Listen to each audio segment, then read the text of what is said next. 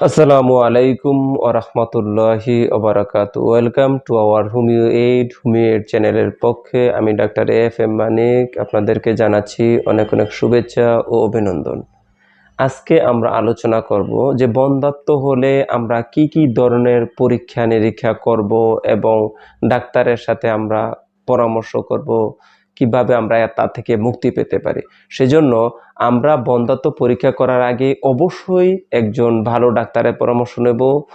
তা অবশ্যই একজন হোমিওপ্যাথিক রেজিস্টারকৃত ডাক্তার যিনি একক এবং একটি মেডিসিন ব্যবহার করে এরকম একজন ডাক্তারের পরামর্শ নেব, তাহলে আমরা বন্ধ্যাত্ব থেকে মুক্তি পাবো। আপনারা যদি হোমিওপ্যাথিক রেজিস্টারকৃত ডাক্তার দেখান, আপনারা খুব অল্প খরচের মধ্যে, পরীক্ষা নিরীক্ষা খরচ বাদ দিয়ে অল্প খরচের মধ্যে ফি দিয়ে আপনি এই সমস্যা থেকে সমাধান পেতে পারেন। তবে এই ক্ষেত্রে যে গ্যারান্টি দিয়ে আপনাকে চিকিৎসা করা হবে ব্যাপারটা এরকম না। আপনি যদি তথ্যগুলো পরিপূর্ণভাবে বলেন তবে এই রোগ থেকে অবশ্যই আপনি মুক্তি পাবেন ইনশাআল্লাহ। যারা এখনো আমার এই চ্যানেলটি সাবস্ক্রাইব করেননি অবশ্যই দয়া করে সাবস্ক্রাইব করে নিন এবং পাশে থাকা বেল আইকনটি প্রেস করে রাখুন যাতে নতুন ভিডিও আসা মাত্রই আপনার নিকট নোটিফিকেশন পৌঁছে যায়।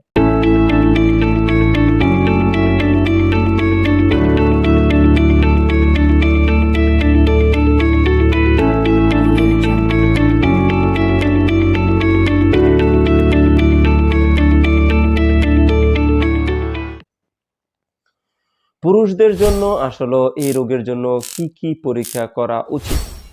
পুরুষদের যে আমরা পরীক্ষা করতে পারি, বীর্য বিশ্লেষণ করা, জেনেটিক পরীক্ষা, হরমোন পরীক্ষা, টেস্টিকুলার বায়োপসি, ইমেজিং, এছাড়াও আরও অন্যান্য অনেকগুলো পরীক্ষা রয়েছে যেগুলোর মাধ্যমে আপনারা বন্ধ্যাত্ব কিনা সেটা, একজন পুরুষ বন্ধ্যাত্ব কিনা সেটা আপনারা জানতে পারবেন।